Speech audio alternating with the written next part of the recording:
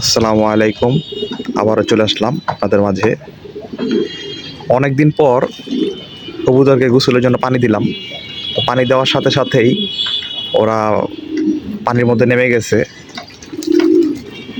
আসলে সপ্তাহে 2 দিন গোসল করানো উচিত, এবার একটু গ্যাপ বেশি পড়ে গেছে, যার কারণে প্রত্যেকটা কবুতর পানিতে নামার চেষ্টা করতেছে, কিছু ঘুরতেছে এই সাইড দিয়া।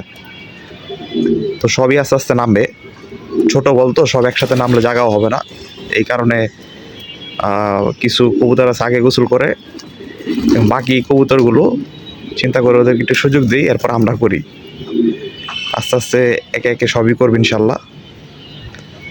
এই যে আপনারা দেখতে পাচ্ছেন এখানে এই মাক্সি কবুতরটা যে পানিতে নামলো, 2টা বল দিয়ে দিছি। কিছু বাচ্চা আছে তো, বাচ্চারা আবার বড় বলটার মধ্যে, যেটার মধ্যে নামতে চায় না, একটু ভয় পায় আর কি। তো এই কারণে ছোট বল দিয়ে দিছি। ছোট বল বড় বল মিলাই ওরা গোসল করে সবসময়। আর আপনারা জানেন, শুধু সাদা পানি দিলে বেটার, সমস্যা নাই, কিন্তু আরেকটু বেস্ট হয় যে পানির সাথে যদি কিছু মিশাই দিতে পারেন। ফর এক্সাম্পল ফিটকিরি, অনেকে পটাশ দেয়। তো যে কোনো একটা দিলে ওদের শরীরের যে উকুন বা মাছি টাইপের যে একটা পোকা থাকে, এগুলো আস্তে আস্তে চলে যায়। আমি যেটা করছি, আমি হচ্ছে এসিমিক 1% এটা পানির সাথে মিশাই দিছি। এখানে প্রতি লিটারে 1 ml করে দিয়ে দিছি। এরকম আপনার 10-15 লিটার আছে পানি এখানে।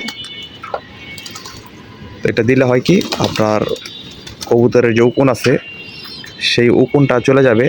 পাশাপাশি মাছি টাইপের একটা থাকে কবুতরের শরীরের মধ্যে, ওটাও আস্তে আস্তে দূর হয়ে যায়।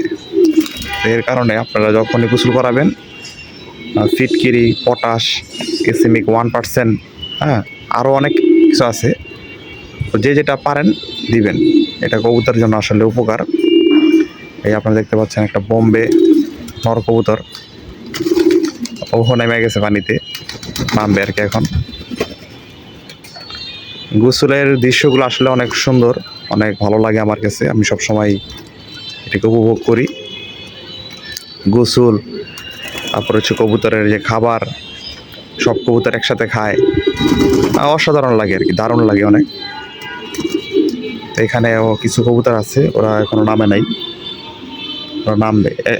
এই পাশে একটা দেখতে পাচ্ছেন, মিলিয়ে একটা গোসল করছে, বাকি 3টা এখনো করা নেই। ব্ল্যাক রেসার আর 2টা মিলিয়ে আস্তে আস্তে নামবে আর কি।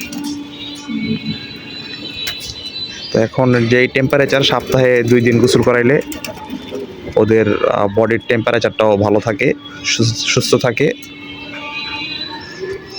তো আজকে এই পর্যন্তই, আবারও দেখা হবে ইনশাল্লাহ।